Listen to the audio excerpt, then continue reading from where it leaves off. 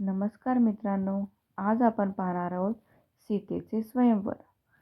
अहिल्याचा उद्धार झाल्यानंतर विश्वामित्र ऋषी राम आणि लक्ष्मणाला घेऊन मिथिलेला गेले.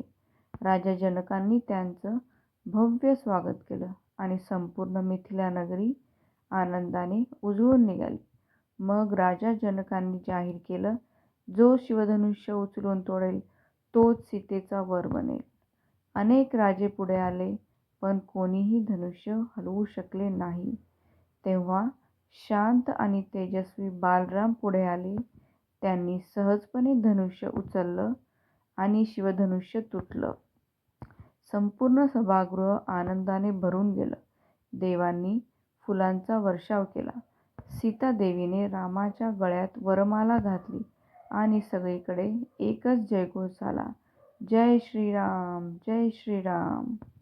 गोष्ट आवडल्यास लाईक, शेअर आणि सबस्क्राईब करा. भेटूया पुढच्या कथेत.